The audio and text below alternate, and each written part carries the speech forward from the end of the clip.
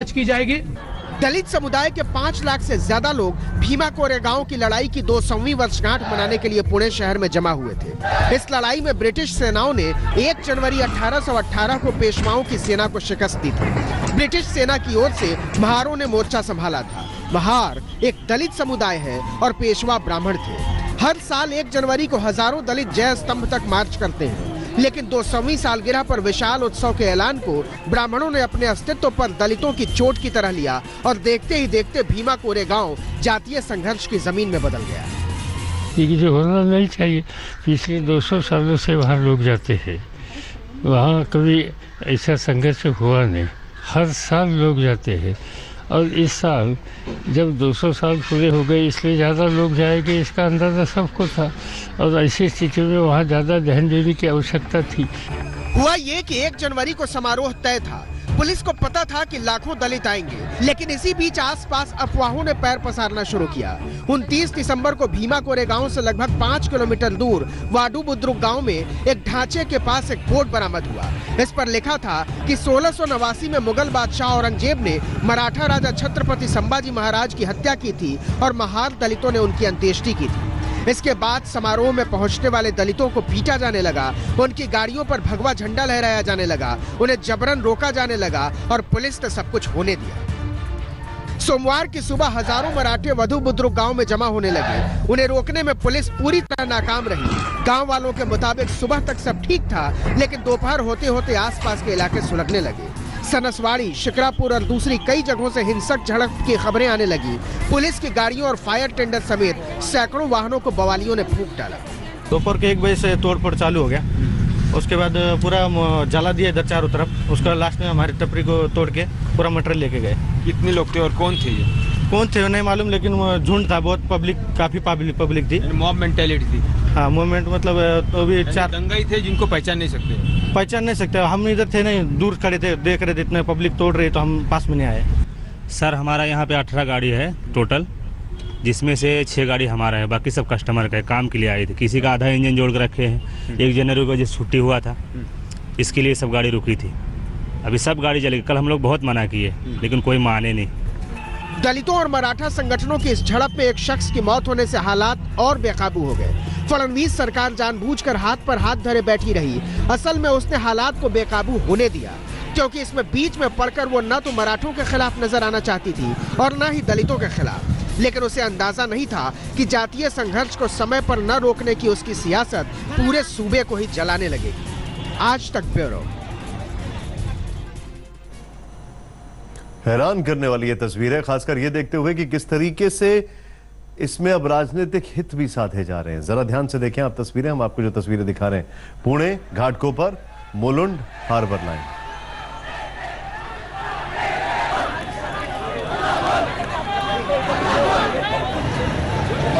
यानी गुजरात में जो देखने को मिला पटेल आंदोलन, उसके बाद क्या समझा जाए कि महाराष्ट्र में अभी एक नई शुरुआत है। कोरेगांव में जातीय संघर्ष का कोहराम मचा हुआ है। वहां से देखिए हमारी संवाददाता विद्या की ये रिपोर्ट। इस वक्त हम गोवंडी रेलवे स्टेशन पर हैं, जहां पर की ट्रेनें नहीं चल रही हैं। जो विरोध प्रदर्शन चल रहा है उसकी वजह से चेंबूर और गोवंडी जो है यही सबसे ज्यादा अफेक्टेड हैं। मानखुर्द के आगे पनवेल तक गाड़ियां चल रही हैं और कुर्ला से सीएसटी के बीच गाड़ियां चल रही हैं, लेकिन ये जो इलाका है यहीं पर नहीं चल पा रही है ट्रेन, जिसकी वजह से आप देख सकते हैं कि लोग जो है रेलवे ट्रैक्स पर चल के अब जहाँ अपने गंतव्य तक पहुँचने की कोशिश कर रहे हैं। आप आइए कुछ लोगों से बात करते हैं। क्या किसी तरह की दिक्कत आप लोग को पेश आ रही है ट्रेन न चलने की? बहुत दिक्कत आ रही है। कहाँ जाना था आपको? हमें सीबीडी बेलापुर जाना था। 2 घंटे से हम यहाँ से रुके। अच्छा, लेकिन कोई ट्रेन चालू नहीं हो रहा है। ओके, यहाँ पर तकरीबन 1:40 के आसपास विरोध प्रदर्शन शुरू हुआ था, जिसकी वजह से ये चेंबूर और गोवंडी के इलाके में यहाँ ट्रेनें बंद पड़ गई। आप देख सकते हैं आप ट्रैक पर लोग कोशिश कर रहे हैं कि अगले स्टेशन यानी कि मानखुर्द तक पहुँच जाएं, ताकि वहाँ से आगे उनकी ट्रेनें मिल जाएं। और जिनको आगे जाना है कुर्ला की तरफ, वो आगे के दूसरी तरफ के स्टेशन पर जाकर वहाँ से ट्रेन पकड़ रहे हैं। ये भारी दिक्कत इनको जरूर आ रही है। हालांकि रेल प्रशासन का कहना है कि वो आरपीएफ को मौका वारदात पर पहुंचाकर जल्द से कोशिश कर रहे हैं कि जो हालात हैं वो नॉर्मल हो जाए। कैमरामैन सचिन सावंत के साथ विद्या, मुंबई आज तक। पुणे में कई जगहों पर हिंसा हुई है। हालात को काबू में करने के लिए SRPF की टुकड़ियां मार्च कर रही हैं। देखिए हमारे संवाददाता पंकज खेलकर की रिपोर्ट। बड़ी तादाद में पुलिस बल दोनों सड़क की ओर तैनात किया हुआ है। यहाँ पर आप देख सकते हैं कि जो नुकसान हुए वो गाड़ियाँ हैं उसको हटाने का काम जारी है, लेकिन जो संख्या यहाँ पर दिखाई दे रही है, चाहे वो 2 व्हीलर हो, 4 व्हीलर हो या घर हो, होटल्स हो, नुकसान बहुत बड़ा हुआ है। और यहाँ के जो लोकल्स है, यहाँ के जो स्थानिक लोग हैं, उनका यही आरोप है कि बाहर के जो लोग हैं, जो दंगाई है, उन्होंने पत्थरबाजी शुरू की और इसीलिए इस प्रकार की अनुचित घटना यहाँ पर हुई है। शुरुआत लेकिन वो जो लोग आए थे उन्होंने ही चालू किया सब। आप यहाँ के गांव के रहने वाले तो इधर वो लोग आए और उन्होंने ही गाड़ी जलाया चालू कर दिया, पत्थरबाजी का चालू किया, बड़े बड़े होटल भी जलाने का चालू किया। और कोई पुलिस इधर वाले नहीं, सरकार प्रशासन कोई नहीं आया था। सरकार खाली देख रही है क्या चल रहा है, मजा चल रही है क्या। कल जो दंगा हुआ, जब पत्थरबाजी शुरू हुई तो पुलिस बल कितनी संख्या में तैनात था? खाली 4 ही लोग थे पुलिस लोग इधर, बाकी पत्थरबाजी चालू हो गई तो वो भी भाग गए। पुलिस उनको ही प्रोटेक्शन दे रही थी। व्हीलर जो गाड़ी लोगों को इनका चल रहा है उनको कोई देख नहीं रहे थे। और वो लोग बोल रहे थे आज इस साल आया हूँ तो इस साल तो गाड़ी जलाए, अगले साल आऊंगा तो सब गांव को जला दूंगा। मनाया जा रहा है, हर साल मनाया जाता है, लेकिन इस बार वो 200वां साल था। तो आपको लगता है कि पर्याप्त मात्रा में पुलिस बल आवश्यक था? हाँ, तो पुलिस तो चाहिए था, लेकिन इतना भी कुछ धिंगाना हुआ, सब कुछ राड़ा हुआ, लेकिन पुलिस इधर आए ही नहीं। कम से कम 5-6 घंटा ये चल रहा था पूरा, लेकिन पुलिस का कोई सपोर्ट नहीं, पुलिस कुछ आया ही नहीं। वो धिंगाना करते रहे, दुकान तोड़ते रहे, जलाते रहे, कुछ भी नहीं। मेरा खुद का इधर शॉप है, मेरा भी 2 लाख रुपए का नुकसान हुआ है। पूरा कांच बीच मेरा शॉप का तोड़ दिया, इतना धिंगाना कर दिया ना, कुछ बहुत लोगों को उसने तकलीफ। बताइए कि भीमा कोरेगांव में ऐसी घटना अभी तक कभी देखने को नहीं, कभी नहीं। अभी 200 महीने से अभी तक ऐसी घटना किधर देखी ही नहीं। इतना धिंगाना मैंने पहली बार देखा है मेरे लाइफ में। इतना धिंगाना हो ही नहीं सकता। स्थानिक लोग यही आरोप लगा रहे हैं कि पुलिस बल, पुलिस प्रशासन, जिला प्रशासन इस घटना को रोक सकता था। अगर स्थानिक पर्याप्त मात्रा में पुलिस बल मौजूद होता तो ऐसी घटना नहीं होती थी। कैमरामैन गोपाल हरनी के साथ पंकज खेलकर, भीमा कोरेगांव, आज तक। मुंबई में भी कई जगहों पर हिंसा की आग फैल गई है। पुलिस की दंगा निरोधी टीम लगातार सड़कों पर गश्त कर रही है। मयूरेश गणपति की रिपोर्ट। मैं खड़ा हूँ चेंबूर में ही, आप देख सकते हैं यहाँ पे कि रायट कंट्रोल पुलिस जो है उसको मुंबई पुलिस की इस डिवीजन को बुलाया गया है। यहाँ पे फिलहाल चेंबूर में आप देख सकते हैं किस प्रकार की तैयारी कर रहे हैं। क्राउड जो था यहाँ पे जो गैदर हुआ था वो बहुत ही वायलेंट हुआ था और उसको कंट्रोल करने के लिए आप देख सकते हैं कि मुंबई पुलिस की एक खास डिवीजन है जो अपने पूरे अभी गियर्स के साथ रास्ते पे उतरी है। आप देख सकते हैं लाठियाँ है, शील्ड है, उनके खुद के जो है वो ऐसे शील्ड यहाँ पे लगाए हैं उन्होंने। तो ये रायट कंट्रोलिंग पुलिस जो है उसको फिलहाल बुलाया गया है। ये यहाँ पे जो है वो अब कंट्रोल करिएगा। कैमरा पर्सन वैभव के साथ मयूरेश गणपति, मुंबई आज तक। बड़ी खबर इस वक्त दिल्ली से आ रही है। दिल्ली के करीब पलवल में एक ही रात में 6 लोगों को मौत के घाट उतारने वाले साइको किलर को ब्रेन हैमरेज हो गया है। किलर को फरीदाबाद से सफदरजंग अस्पताल ले जाया गया है। ये साइको किलर है जिसने सरिये से लोगों के सिर पर मार मार कर उनको मौत के घाट उतार दिया। 45 वर्षीय इसकी उम्र बताई जा रही है, तकरीबन 45 वर्षीय है, जिसने सोते हुए लोगों के ऊपर सरिये से हमला किया और उनको मौत के घाट उतार दिया। सेना का पूर्व लेफ्टिनेंट है ये साइको किलर।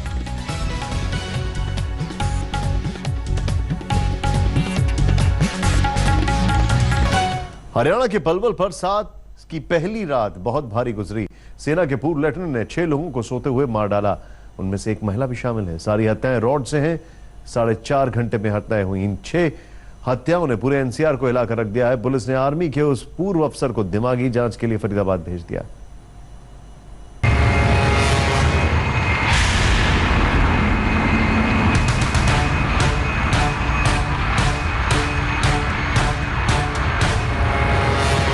जिला अस्पताल के मुर्दा घर में रखी ये लाशें, सड़क पर पड़ा आदमी का खून, तफ्तीश में जुटी पुलिस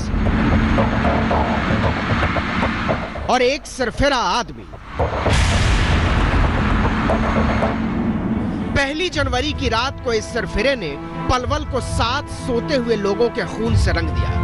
कोई अस्पताल में सोया हुआ था, कोई सड़क पर सोया हुआ था, कोई मकान में और कोई दालान में।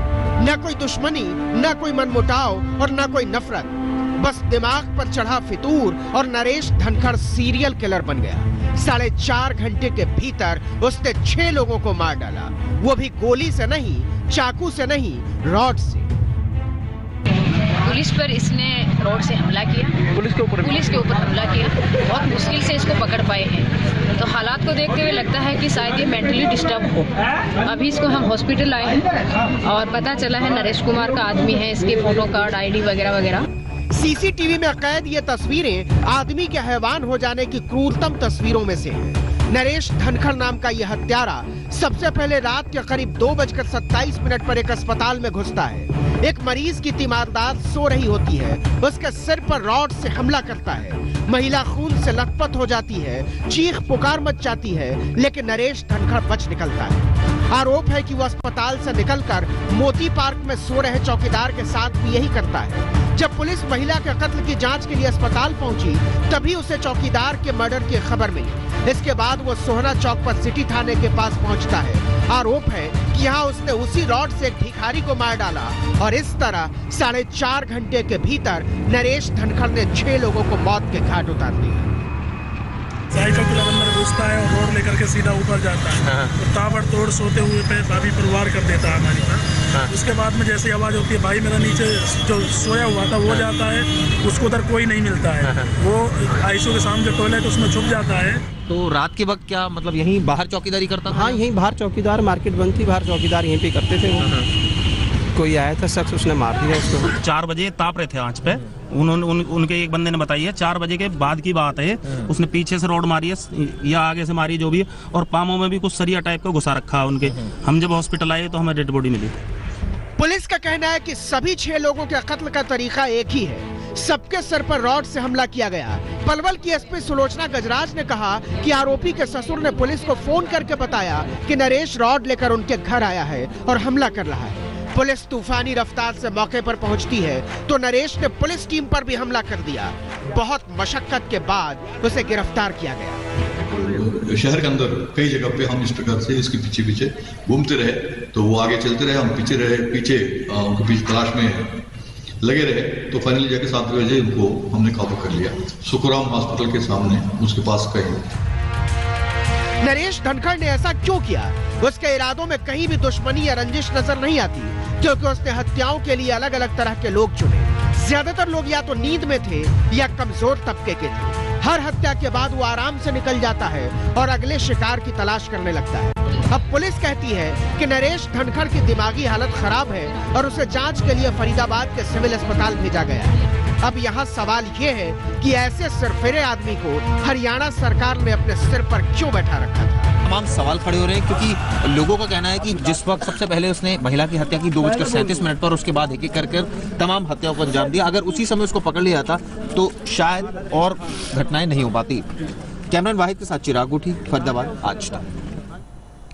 अब देखिए कि नरेश धनखड़ करता क्या था, उसका इतिहास क्या है और उसने कैसे 6 हत्याओं को अंजाम दिया।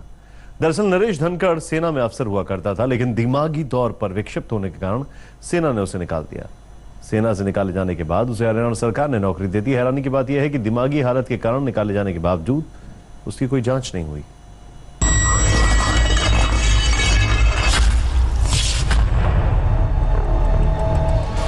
पुलिस कहती है कि नरेश धनखड़ पागल है, उसकी दिमागी हालत ठीक नहीं है, वो विक्षिप्तों की तरह व्यवहार करता रहा है, उसका इलाज चलता रहा है, उसके खिलाफ पहले भी शिकायतें आती रही हैं, उसके पागलपन के कारण उसकी नौकरी तक जा चुकी है। तो फिर उसे दूसरी नौकरी मिल कैसे गई थी, वो भी सरकारी? इन दिनों वो शान से ओमैक्स सिटी में रह रहा था। दरअसल नरेश नाम का ये शख्स पलवल के ओमैक्स सिटी के इस फ्लैट में रहता था। ये वही फ्लैट है जिसमें नरेश रहता था। पेशे से रिटायर्ड फौजी है और हिसार में एग्रीकल्चर डेवलपमेंट ऑफिसर था। नरेश धनखड़ कोई साधारण आदमी नहीं है, वो भारतीय सेना में लेफ्टिनेंट रह चुका है। लेफ्टिनेंट मतलब सेना का बहुत बड़ा अफसर, लेकिन सेना के इतने जिम्मेदार पद पर बैठे हुए आदमी की दिमागी हालत ठीक नहीं थी। वो उल जलूल हरकतें करता था। सेना ने इलाज करवाया, छुट्टी पर भेजा, लेकिन नरेश धनखड़ का दिमाग खराब हुआ तो सुधरने का नाम ही न ले। नतीजा, सेना ने उसे नौकरी से निकाल दिया। वो पहले से ही उग्र स्वभाव का था और वो कोई भी पड़ोसी उससे बात नहीं करता था। उसकी जो सन की टाइप का था वो, तो कोई भी अड़ोसी पड़ोसी उससे बात नहीं करता था, क्योंकि वो उग्र हो जाता था थोड़ी सी बात पे। अब देखिए कि जिस नरेश धनखड़ को सेना ने खराब दिमागी हालत के आधार पर नौकरी से निकाल दिया, उसे हरियाणा सरकार ने माथे पर बिठा लिया। उसने नरेश धनखड़ का न पिछला रिकॉर्ड चेक किया, न सेना से निकाले जाने की वजह देखी, न ही उसकी मानसिक जांच करवाई, सीधे कृषि विभाग का अफसर बना दिया। इस समय नरेश धनखड़ हरियाणा सरकार के कृषि विभाग में असिस्टेंट डेवलपमेंट ऑफिसर था। मतलब एक पूरी तहसील की खेती किसानी, अधिग्रहण, मुआवजा, बर्बादी, बीमा, दाम लगान का सारा काम नरेश धनखड़ नाम के सरफिरे आदमी के हवाले था। ये पहला केस पलवल हॉस्पिटल में हुआ। ऐसी वारदात पूरे देश में ये पहली वारदात है, एकदम 6। और ये मिलिट्री मैन है, एसडीओ था, और गश्त कम होती है इसी वजह से, और हॉस्पिटल की लापरवाही। 6 हत्याओं के खून से रंगे हुए हाथ पर जांच हो रही है। सामूहिक हत्याओं का मास्टरमाइंड फरीदाबाद के अस्पताल में आराम से अपने सरफिरेपन का उत्सव मना रहा है। उसे ग्लूकोज दिया जा रहा है, खाना दिया जा रहा है, और अगर डॉक्टरों ने उसके पागलपन को प्रमाणित कर दिया तो समझ लीजिए वो फोकट में बरी हो जाएगा। फिलहाल तो मारने की वजह क्या है ये हमारे सामने आया नहीं, क्योंकि वो भी बेहोश हालत में था और उसका उपचार हम करा रहे हैं। नशे में था हत्या के वक्त? नहीं, कोई नशे में नहीं था। ये बिल्कुल अपने ओरिएंटेशन ठीक था ये। और जब हम सीसीटीवी फुटेज भी देखा था, वो काफी एग्रेसिव था और लोगों के लिए उनके ऊपर वार करने की कोशिश कर रहा है, देख रहा है। सोचिए कैसा डिजिटल इंडिया बना रहे हैं हम। आधार कार्ड से आदमी का सारा इतिहास भूगोल पता कर लेने के टपोर शंखी अभियान के आसमानी जमाने में किसी को भनक तक नहीं लगी जिस आदमी को मानसिक अस्पताल में डाला जाना चाहिए। उसकी हत्यारी सोच को सरकार तनख्वाह और सरकारी ऐशो आराम देकर बरसों से पाल रही थी। फिलहाल आरोपी नरेश पुलिस के शिकंजे में, और पुलिस जानने की कोशिश कर रही है कि आखिर उसने इस जघन्य हत्याकांडों को अंजाम क्यों दिया। कैमरामैन किशन कुमार, चिराग गोटी और सचिन गौड़ के साथ पुनीत शर्मा, पलवल, आज तक। बीजेपी के एक सांसद भारतीय सेना को मरघट समझते हैं। पार्टी के वरिष्ठ सांसद नेपाल सिंह ने सैनिकों की शहादत पर जो कहा उसे कोई भी हिंदुस्तानी बर्दाश्त नहीं कर सकता। सैनिकों की बढ़ती शहादत पर पूछे गए एक सवाल के जवाब में उन्होंने कहा कि आर्मी वाले तो मरेंगे ही, पूरी दुनिया में मरते हैं। जब इस पर उन्हें घेरा जाने लगा तो उन्होंने एक रटा रटाया जवाब पेश कर दिया कि उनके बयान को तोड़ मरोड़ कर पेश किया गया। 6 हमारे जो जवान शहीद रोज मरेंगे आर्मी में। जरा फिर से सुनिए और ठीक से सुनिए। 6 हमारे जो जवान शहीद रोज मरेंगे आर्मी में। ठीक सुना आपने, वही सुना जो ये कह रहे हैं और टंके की चोट पर कह रहे हैं। 6 हमारे जो जवान शहीद रोज मरेंगे आर्मी में। अब ये भी सुन लीजिए कि सेना को जाबाजों का मरघट समझने वाली ये हुजूर है कौन। पूछिए ही मत, लगेगा हाय राम, शहीदों पर आंसुओं के घड़ियाल भी ऐसे विचार रखते हैं। ये है भारतीय जनता पार्टी के माननीय सांसद श्री नेपाल सिंह। 6 हमारे जो जवान शहीद रोज मरेंगे आर्मी में। अच्छा, कोई ऐसा देश है जहाँ में आर्मी का आदमी न मरता और झगड़ा हो? सर जी क्या दर्शन फरमाया है आपने। गौतम बुद्ध के अवतार हो गए थे बीजेपी के एमपी नेपाल सिंह। उस घर से एक मुट्ठी सरसों का दाना लेकर आओ जिसके घर में कोई मौत न हुई हो। हाय, आर्मी वाले तो होते ही हैं मरने के लिए, और हमारी सेना हमारे शहीदों के लिए आई ये उद्गार कोई पाकिस्तान से नहीं आए थे, किसी लश्कर से नहीं आए थे, किसी जैश से नहीं आए थे, भारतीय जनता पार्टी की प्रतापी संसदीय बिरादरी की ओर से आए थे कि सेना वाले तो रोज मरेंगे, हम तमाशा देखेंगे। 6 हमारे जो जवान शहीद रोज मरेंगे आर्मी में। अच्छा, कोई ऐसा देश है जहाँ में आर्मी का आदमी न मरता और झगड़ा हो? अच्छा, गाँव में भी झगड़ा होता है, लठेबाजी होती है तो कोई देखा तो वायरल हो भाई। मतलब पाकिस्तान के घुसपैठियों से लड़ाई को गांव का झगड़ा समझते हैं नेपाल सिंह। ओस की तरह बरसती आतंकियों की गोली को मोहल्ले की लड़ाई समझते हैं बीजेपी के एमपी साहब। बंकरों, बाड़ों, पहाड़ों के पीछे से चलते मोटारों और हथगोलों को पड़ोसियों की हाथापाई समझते हैं राष्ट्रवादी पार्टी के सांसद। सवाल सुनिए और सुनिए उनका जवाब, मारे शर्म के माथा झुक जाएगा। अपने जवानों को बनने की स्थिति में लाने क्यों दे रहे हैं? क्यों इजराइल उन्होंने इस तरह अपने उसको कर रखा है कि उनके जवान तो अच्छा, हमें कोई डिवाइस बताओ, आर्मी ना मारे, कोई चीज बताओ, कोई गोली काम ना करे, उसका से करवा दे। ये शहादत का अपमान है, नीचा दिखाना है भारतीय सेना की जाबाज परंपरा को। ये तौहीन है भारत माँ की शान में जान को तिरंगे की सलामी में उछाल देने की। चारों तरफ से फजीहत शुरू। बीजेपी वाले एमपी साहब नेपाल सिंह गंगा में खड़े होकर झूठ बोल गए थे। कोई तोड़ मरोड़ कर पेश नहीं किया था, जो कहा था उसे दिखा दिया था। टीवी तो वो आईना है जो आदमी को उसकी असल सूरत दिखा देता है। नेपाल सिंह अपनी सूरत पहचानने से इनकार ही कर दे तो तथ्य थोड़े बदल जाएगा। आज तक ब्यूरो। एक तरफ बीजेपी के सांसद शर्मनाक बयान दे रहे हैं, दूसरी तरफ एनएसए कुलभूषण जाधव के परिवार के अपमान, हाफिज सईद को छोड़े जाने के बाद, हमारे फौजियों की शहादत के बाद एकदम चुपके से थाईलैंड में पाकिस्तान के एनएसए मिल रहे हैं। वक्त एक ब्रेक के बाद दंगल।